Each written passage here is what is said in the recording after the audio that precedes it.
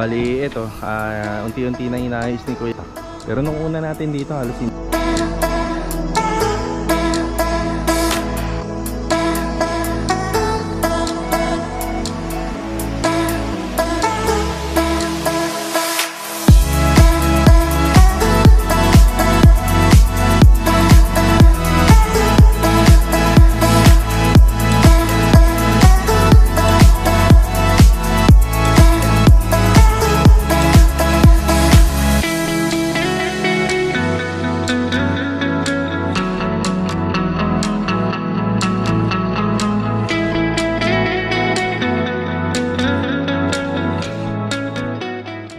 good morning po. Yan, good morning. Yan, kamusta po tayong lahat?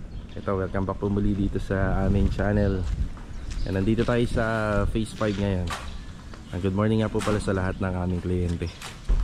Yan, dito kinukuha ko yung bending namin. Yan, cut off para sila Richard naman po yung gagamit sa phase 3. Doon po sa project natin sa phase 3, bali magpapa-deliver po tayo ng mga materialis po ron, para din po sa structural.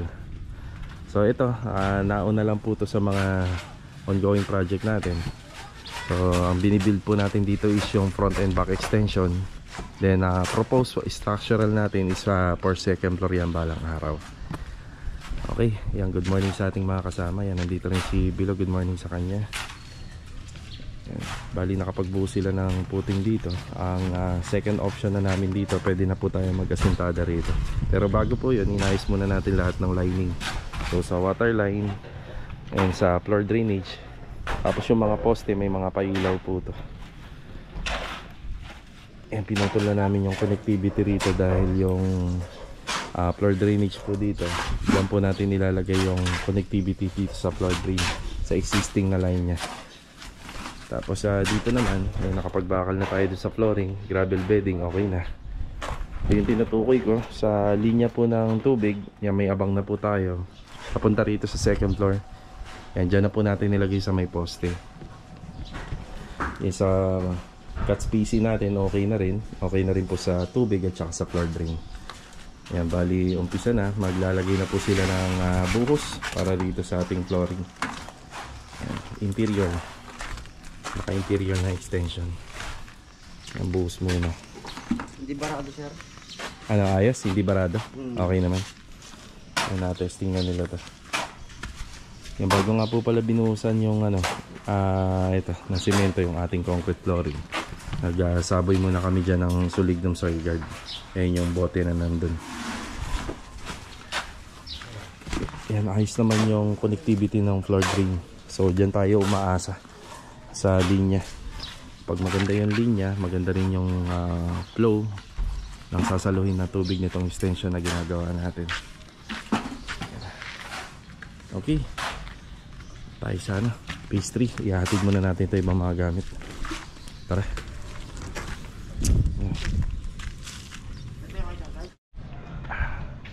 Dito naman tayo sa phase 3. Ayan, napakaganda po ng weather natin dito. Blessing to, blessing, kasi sa ibang lugar po ay bumabagyo. Samantalang dito po sa lugar natin, kahit naman papaano, nabibiyayaan tayo ng ganitong weather. Ayan si Kuya Richard. Good morning, Kuya. Good morning. Vincent, good morning. Good morning. Saka si Kuya Gilbert. Good morning. Ayan, good morning. Ayan, bali tinutuloy lang po yung excavation dito. Tapos ginagamitan na rin po namin ng shaping gun yung mga sidings. Kasi nung ginawa po itong existing building ni Lumina, bali Angeli yung mga model dito. Ayan, nag-iwan po ng mga ng mga muta-muta. So sa buhos, sumobra. Kaya isa sa mga matatrabaho po na ginagawa po namin dito, imbis na dire-diretso lang yung excavation namin, ayun, chini-chipping pa namin yung gilid. Bali dito nga po pala, nakapagpahakot na po tayo ng 4 na mini dump truck, kaya malinis na. Tapos halos makukumpleto na po natin yung mga hukay dun sa likod. Ayan, naghihintay na lang po kami ng materialis dito. Yan, syempre sa ating rebars 16mm, sa anilyo natin isa 10mm. So pwede naman po kayo magtipid, pwede nyo gawing 9mm lang yung anilyo o yung stirrups. Pero mas maganda kung 10mm na, di ba? Konti lang naman diferensya. Yan, papadeliver tayo ng bakal, graba, buhangin.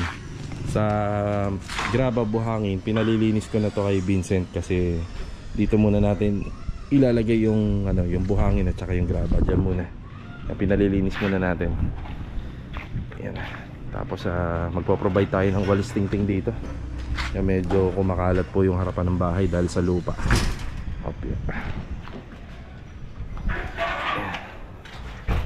Yan, paparating na yung materials natin.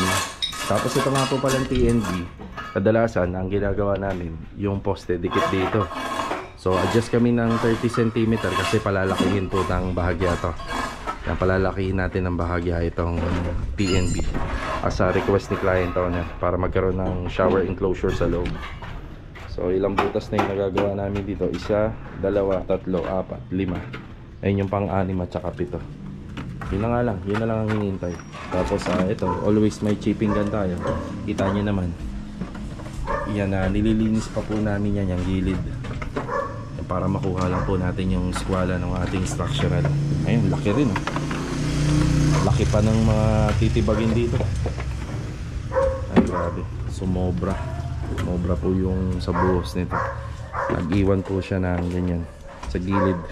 Imbis na lupa na lang, madali na lang sa ano. Yan, isa yun sa mga hindi inaasahan na inabutan natin dito sa excavation. Yan, ilalagyan na ni Kuya, ni Richard ng tabin yung ating flooring para sa mga semento. Okay, sa mga ilang araw na lilipas, basta hindi po uulan, yan, dire-diretso may tatayo po natin yung mga poste, mga bakal, tsaka biga rito. So sa ngayon, papadeliver muna tayo ng mga materyales. Yan, may darating na rito, buhangin, graba, semento at mga bakal. So tatlong uri ng bakal yung ginagamit namin na sukat, 16, 12 and 10 mm. Kasabay na nun, syempre, that may alambre. Yan, dito na yung balaktutan namin. Kinuha ko kanina sa phase 5.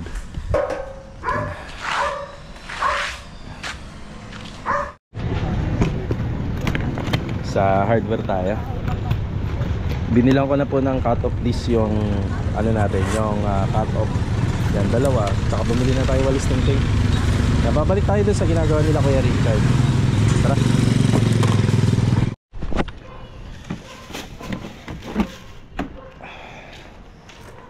Kaya bala. Iwan ko na lang rito. Vincent, yung walis. Yeah. Hinihintay na lang po nila rito yung yung bakal.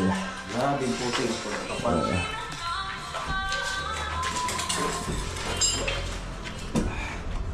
Ang daming tatab-tabin Yun o, pinuputing. Kaya nga Ay, papalaban dito yung natin.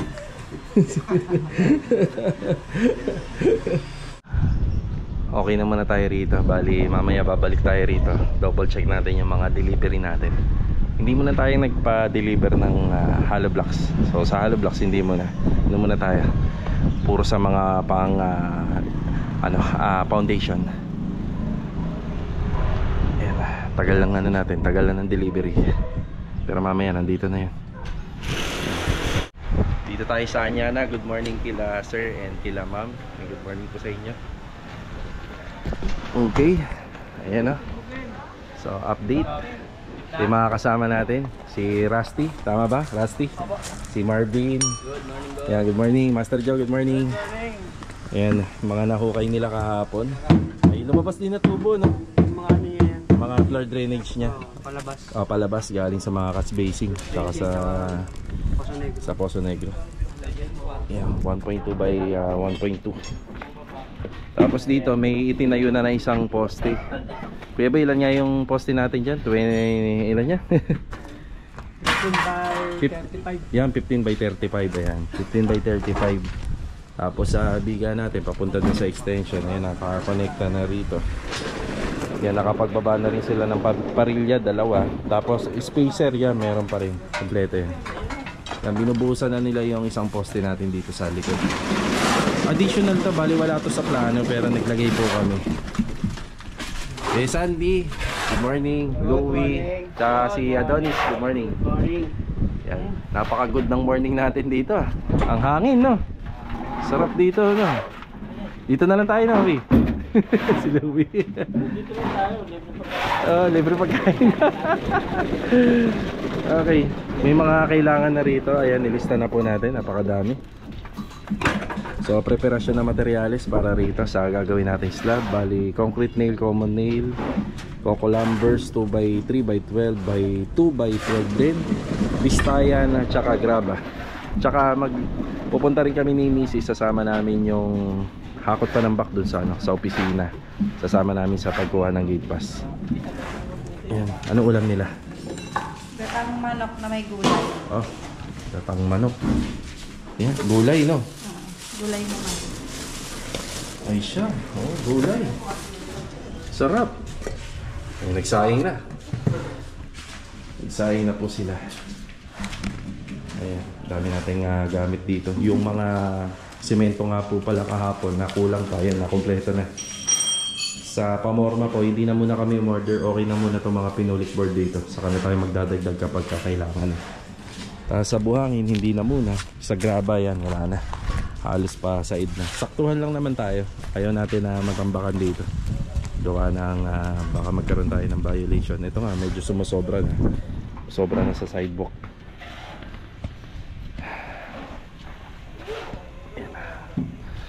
So yung CHB natin dito, binabantayan natin yung asinta dahil talagang may kailangan, may gap. Kaya napakaswerte nitong naunang gumawa. Bukod sa naka waterproof na, naka plastering na, napinturahan pa nila, di ba? Ayan, ganito ang magiging itsura niya, may gap. So ang ending, ganyan na po yan. Yan, tingnan na lang natin sa office kung pwede yan bukusan ng lupa. Para kahit naman papaano hindi ganyan na mamahayan siya. Yan, pwedeng pamahayan po kasi yan. Alright, ito muna yung update natin dito. So gate pass ulit. Kasama si Mrs. Punta tayo sa opisina. After lunch may maghahakot ng panambak. Bali 2 mini dump truck. Yeah, ikot din tayo rito.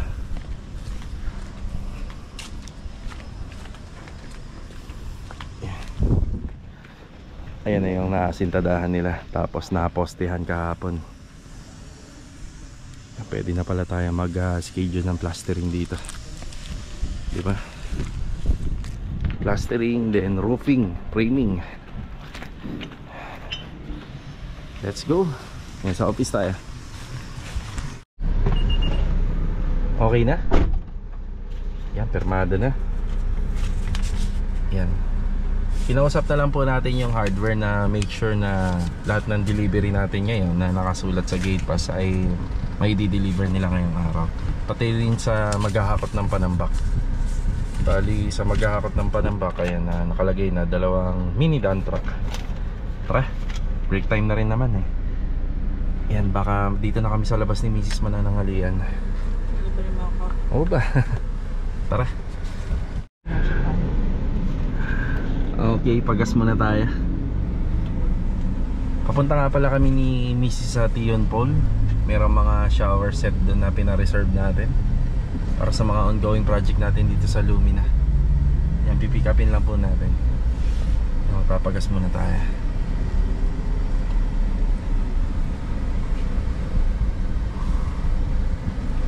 Okay.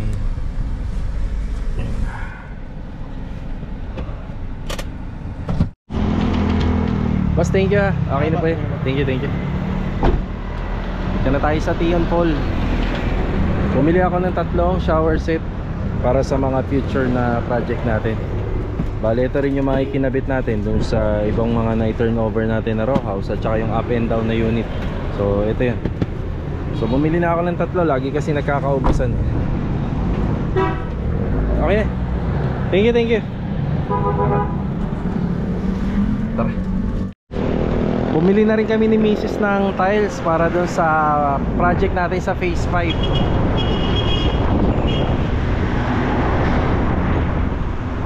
Yeah, meron kaming project din sa phase 5. May CR yung second floor. Eh, naghahanap tayo ng tiles para doon. Ito, may nakita tayo rito.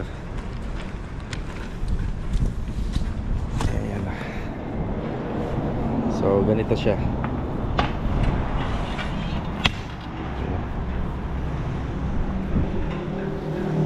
Yung glossy.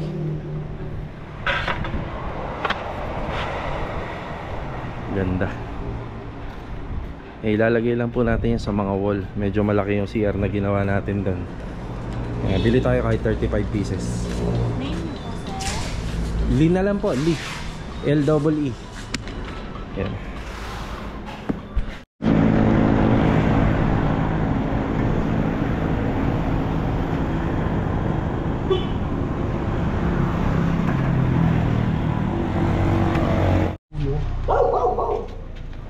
Dito na tayo sa phase 5. Ayan, nakapag extra pa tayo sa pamimili. Nabilhan pa natin ng tiles to para sa CR dyan. Ayan, 60 by 60 na tiles para sa mga wall dun sa CR sa second floor.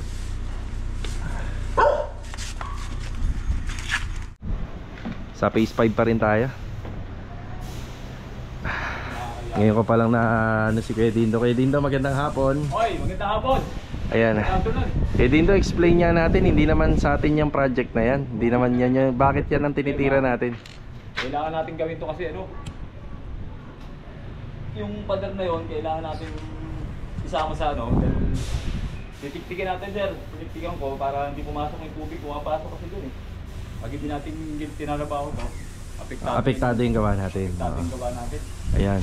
Bali, ang binigyan lang namin ng effort, since hindi naman ho kasama sa contract namin, yung part lang kuya ng ano, ng extension natin. So yun, may sininsil si Kuya Dindo ron, sininsil niya. Tapos epoxy A and B. Then pinipinturahan ito, itong beige. Tapos primer. Yan, primer, pre-primer mo rin pala. Primer, tapos binatakan natin ng ano. Hindi kakapit yung ano, binatakan natin ng boral para kumapit yung pintura. Okay. Kasi pag hindi lang, hindi kakapit. Hindi kakapit. Oo. Tapos ito, Primer, yun. primer, tapos ito, yung top coat. Top coat na. Ito yung pinatitimpla namin kay Kuya Johnny na pintura. Hindi pa tatapos, may emulsion pa tayo. I-emulsion pa. Ayun. Yung sa kabila kuya, nadali mo na ano eh. Dali na, sir. Ito. Kulayan na lang yun. Ay, sa kabila. Ayun oh, namumuti oh. Pansin nyo. Ayun. Bali, minasilya ni Kuya Dindo. Pagkatas niya minasilya. Ayan, pre-primer. Minasilya pala muna uli ng boral. Tapos primer. A&B, ginamitan namin A&B epoxy. Yan, kita naman dito, naka-primer pa lang. Tapos papahira niya po yan ng top coat. Yan, ganyan din. Then emulsion. Yan, i-emulsion niya. So isa yan sa mga kailangan nating asikasuhin dito. Tapos sunod yung sa problema sa leak problem. Kaya inutay-utay lang namin. Doon muna tayo.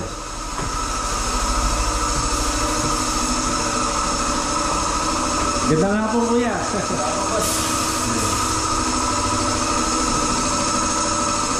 Okay.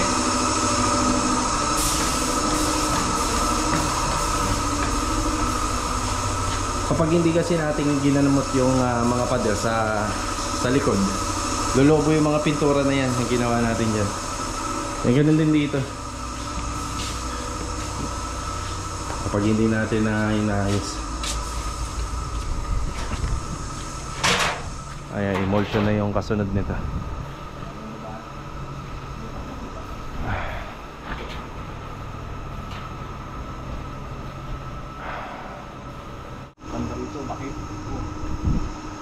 May mga bitak-bitak din dyan. Kung malaki, utas talagang sabi sa loob, diba?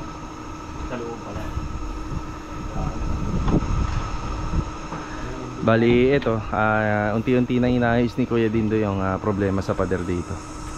So, sa outside wall tayo. Yan, dyan tayo nakapenetrate kasi hindi naman natin magagamot yan kahit anong gawin natin doon sa loob. Yan, may mga nakita pa nga si Kuya Dindo dyan na malalaking bitak. Pero nung una natin dito, halos hindi naman natin makita yun nung una. Ayan, tinatop coat na. Ayan, pagkatapos nung top coat, acrylic emulsion na. Yun na yung pinakapanghali. Ayan, thank you nga pala dito sa may-ari ng bahay. Ayan, nagpaalam po kami rito. Ayan, meron naman tayong nilagay na mga sapin sa ilalim para hindi naman tuluyan mamansyan yung bubong nila. Yan, lilinisin na lang to pagkatapos. Kaya kasya naman yan. Sige. Tara. Bale, ito mga karakos, hapon na. Ayan, magbibigay na tayo ng update. Bigay tayo ng update dito sa bagong project natin dito sa Phase 3. Meron tayong konting isi-share at konting tatalakayin tungkol po dito sa ginagawa namin structural renovation. Bale, shoutout muna kay Sir Arthur at saka kay Ma'am Sheila May. Sheila May Quinones from Abu Dhabi. Yan, God bless po sa inyo dyan and ingat palagi. Tara!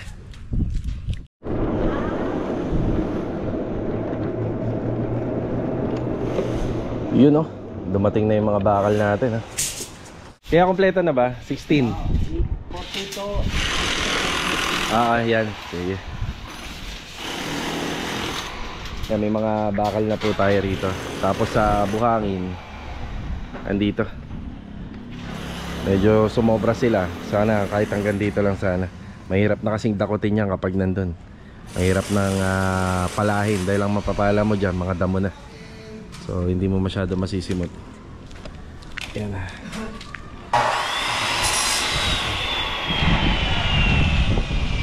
Yan si Kuya, ayan, nagpuputol na ng bakal.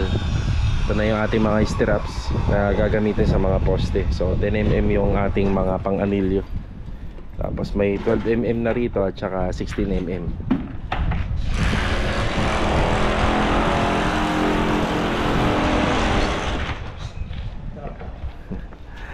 Yan, meron lang tayong konting mga ipapaliwanag dito. Siyempre, maasa tayo sa lahat ng mga ginagawa natin dito ay dire-diretso maayos. So, isa sa mga nakakapagpatagal is yung meron tayong maabutan na puting. May buhos dito na puting na galing po rito sa existing building. Yeah. Bali, makapal-kapal din siya. Ayan, oh. So maghapon po tinatrabaho nila to na matanggal kasi makaka-apekto to dito sa ating column tsaka dun sa ating wall. So syempre hindi naman pwede na nakapatong lang tayo, kailangan nakabaon. Sa nakikita natin Kuya, unti na lang ba? Pati ba dyan meron? Oh, naku. Kabilaan yung sobra sa mga puting nito mga existing building. So, medyo apektado lang ng konti pero kailangan talaga natin tanggalin yan. Sa ocular po, hindi po makikita yan kasi merong lupa. So, bali, paano na natin to, pabonus na natin kay client. So, hindi na rin naasahan na may ganyan po. Kapal din yan. Nasa ano rata yan, nasa 20 cm din yung kapal niya. Tapos pababa. Kung gaano ka laki yung hinukay namin pababa, ganun din ka kapal yung kanyang puting niya, yung buhos.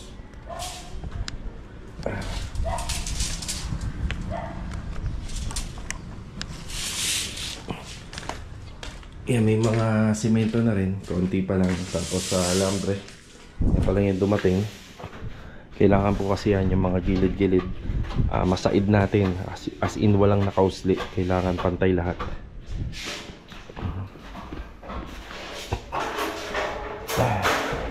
Hindi natin inaasahan na may ganun. Akala natin dire-diretso na. Yeah. Ayan, bali dito nga po pala kung bakit tatanggalin po rin natin to. Isa sa mga dahilan po is yung lining. Yung lining ng ating mga connectivity para sa septic tank, para sa water closet at saka sa tubig and floor drain. So ilalagay lang po natin sa isang alignment lang. Kasi kapag iniliis po natin yan, maapektuhan din po yung structural. So kukuha na po tayo ng linya ng water closet. So may propose po kasi to.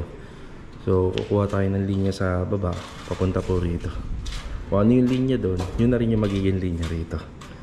Floor drain, connectivity ng floor drain at saka water line, tsaka sa water closet, nandito po siya. So ang kalalabasan po, magkakaroon po tayo ng daanan dito, access palang araw. Tapos at the same time, na nandito yung location ng TNB sa baba, nandito na rin yung location ng TNB dito sa second floor. So kaya kailangan po natin itong wasakin. I-demolish po natin yan, yung part na yan, para po sa linya. So ganun kakomplikado. Pero kung ilalagay po sa ibang part, wala nang kailangan maging demolition. Yun nga lang, yung pagkakasegregate po ng ating mga area according sa plano, may iba. Yan, bali 2 kwarto rito, pag-akyat sa taas, 2 kwarto. And sa future, magiging walk-in closet to itong part na to. Kasi magkakaroon ng slab dyan. Ngayon kapag ka naiangat na ng second floor, magkakaroon ng walk-in closet. Tapos isang bedroom pa. Tapos dito naman isa TNB. Then katabi nun isa laundry area. Ito na yung mga tinatrabaho natin dito.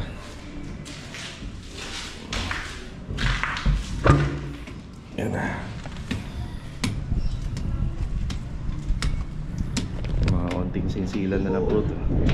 Halos na matatapos na.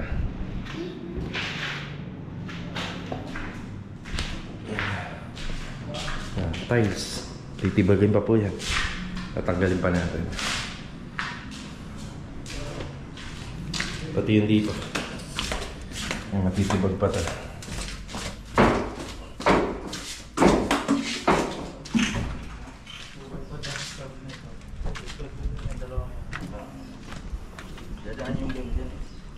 Okay, kuya, pwede na. Pwede nang gamitan ng chipping gun.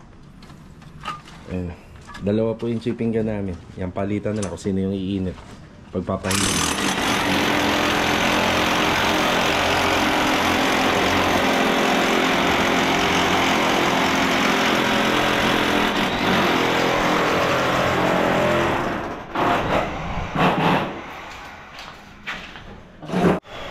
Bali mga karaos, ito na muna yung update natin ngayong araw ng Martes dito sa bago nating project. So hindi lahat po ng mga nakukuha naming project dito ay madaling gawin. Talagang yung iba talaga nagkakaroon na kami ng problema sa umpisa pa lang.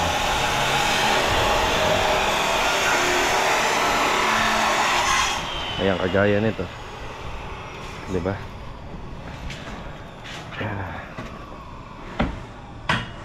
Hindi natin masisimulan niya kung sakaling may mga naka-obsli na buhos. Kaya kailangan po talaga malinis namin. Bumalik tayo ng Anyana. Ayan, uwian na po. Ayan din yung tropa. Ayan, nasa likod daw.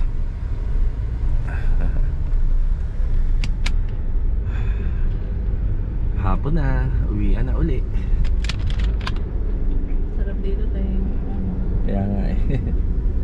Bale, ito mga karo, sa mga nakakapanood po ng aming video, yan, sana makatulong po sa inyo yung mga na-encounter namin dito sa site palagi. So sinishare po namin sa inyo. Kaya napaka-importante pa rin po na meron tayong power tools, lalong lalo na doon sa mga nangungontrata na kagaya namin. So kung wala ang mga bagay na yon, syempre matagal yung trabaho, tsaka mahirap. Yan, isa rin po yun sa mga nagpapagaan. Kaya yung mga power tools na binibili natin, bali mga puhunan po natin yan para rito sa renovation. Yan, paunahin muna natin sila. Yan, magpapacheck pa yan. Yan, uwi na.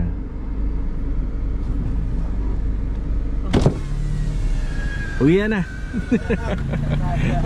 Ayan na. Ayan na sila. Kasya-kasya sila dun sa sa owner. Ayan, laking bagay din na sa amin ng owner na yan. Kita nyo, napapakinabangan ng gusto. Ayan, check. Ayan, check po sila. Up yan. May tumatawag. Okay, let's go. Uwian na po.